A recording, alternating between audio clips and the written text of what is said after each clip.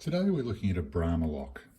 This one unfortunately doesn't have the key. I do have another one here, a little padlock, to which I do have the key, so we can sort of see what a key would look like.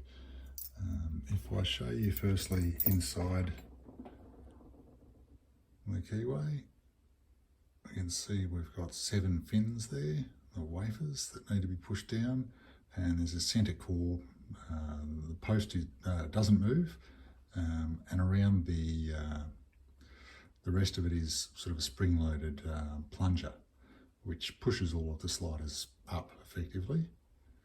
So if we look at the key, you'll note there's a flag on the key, which is obviously for tensioning, and then there are a series of depth cuts for those wafers. So it sets them to a particular height, and we'll see when we open the lock up later on, there's basically a stator. This is a stator type lock. So unfortunately this padlock isn't guttable, otherwise I would be picking this, but we can show the operation. So the key needs to be pushed against considerable spring pressure to be able to be turned, at which point the lock will open.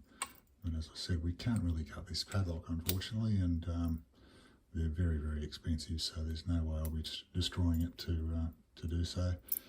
But anyway, that's the Bramah padlock. I'll put it over here. So what we have here is a mortise lock. Now, unfortunately, I don't have a key for this one. You can once again see the 7 fins, plunger, etc. On this one, I have taken off the actuator so that there's no way that I can possibly reattention, because I might have my finger, at the back at some stage, and if there was a big sort of flag on there, then I could obviously grab it and use it to tension. So in order to avoid the possibility of that cheat, I've taken that off and also drawn a bit of a line there, so you can see I can't turn that part of the core because it's locked. So that's its current position. Now, tensioning this is a bit tricky. I've developed a few different tools, but what I've found is probably the easiest way is if I just use a small Allen key. Initially what I want to do is just push down on that spring-loaded centre section so there's no resistance on the wafers. And I need to set a number of the wafers down very low, and you'll see the reason for that later on when we get to gutting. Essentially there are true gates and false gates on these wafers, and if you get trapped in a false gate when in a wafer that needs to be set low, you'll never get out of it. So what I need to do, I've already spent hours examining each wafer and its correct state. So I'm just smashing all of the ones that need to be set low eventually down to the lower position so they don't get caught in the upper gate. Now what I'm going to do is I'm just use this tool to provide some rotational tension, and now I can just take everything out. Effectively what I have now is a false set. I just need to go through and actually pick the wafers, whichever wafers aren't quite set, into their gates. So I'll have to listen for this bit. I'm actually going to apply some tension while I do it. I'm just using this bypass tool to go into the spot where the flag would be sitting from the key, and I'm bracing it against this centre post. So that allows me to sort of create some rotational tension. That just set, that is set, that is set, that's set. Can't really get to these ones. So now I'm just going to push on that part. That's set.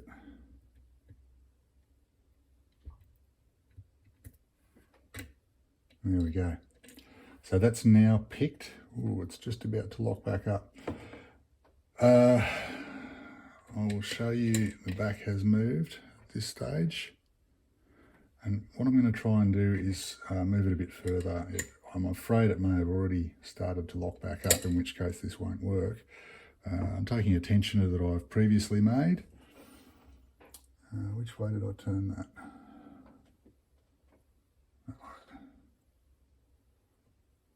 And what I need to do is push down on that spring-loaded part to stop it from resetting any wafers. Now that I've done that, I should be able to turn this as far as I like. So we'll turn it about 180 degrees. Now you can definitely see the bottom of the keyway there is occupied. We've got a 180 degree turn there on our core. So what I will do is lock it up. It doesn't really matter where I lock it up because we're about to cut it anyway. So there it's locked back up. I'm going to zoom out so we don't lose it. Drop it on its tray.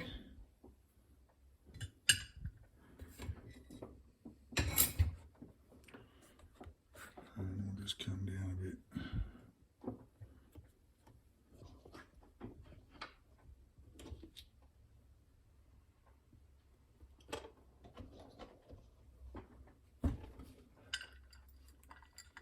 And a bit more.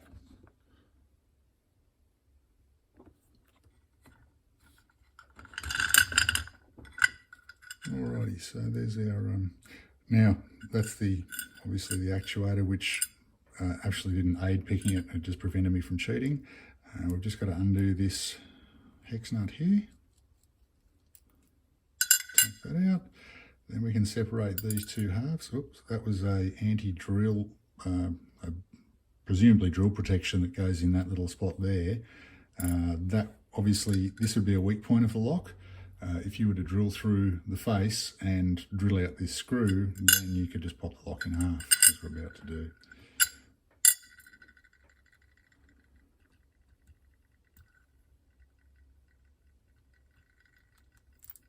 Back will come off.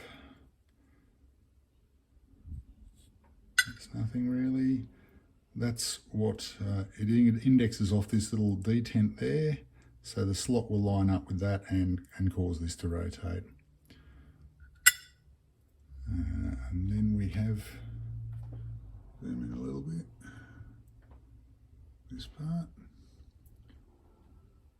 So if we pull this out, you can see that's just a solid keyway, so it'll means that the front is fixed, and you know the key can only come in and go out one way. That's the whole lock. So this is the part that faces the key. That's the back, and this is a two-piece stator. So if I'm not sure if I can pull it out. All right, we'll get the wafers out first.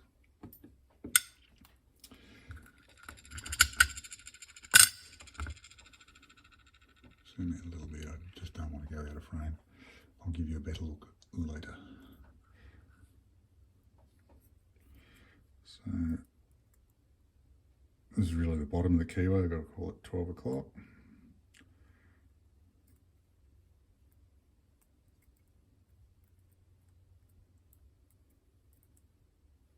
Not coming easily.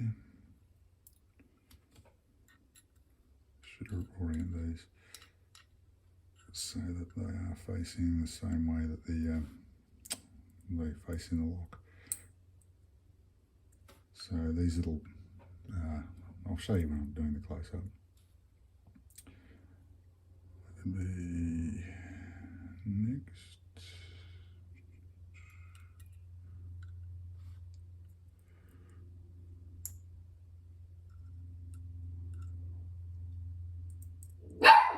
shush please.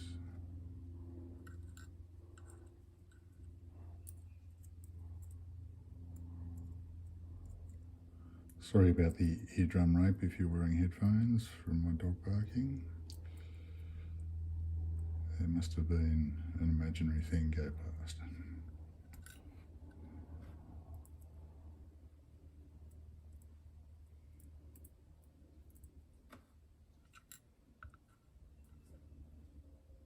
Alright, so there's the wafers out. I'm also going to take out the rest of it. So now I can take out the stators. Them off to the sides. Sorry, it might be hard to see on this tray, but it was about time that I showed off my no-suit tray, because these are made by Not Sure on Discord, And absolutely beautiful trays, really for disc retainer locks. And I'm going to dump the centre parts out up here. And we'll put the core here. Oops. So in the centre we've got a, just going to bring it in closer. That's the core. So there's the post is retained, it doesn't come out. And it jiggles around, so that would be a good anti-drill feature, I'd imagine. A spring goes on top of that. And then a cap piece.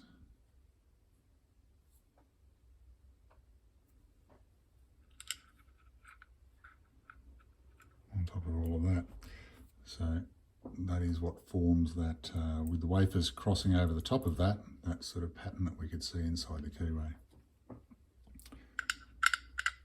If I grab just one of the wafers, or in fact, I'll bring you in for a bit of a close-up.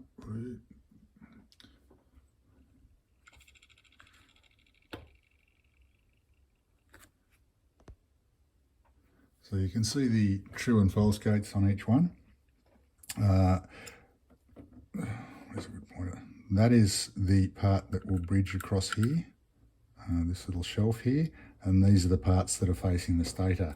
So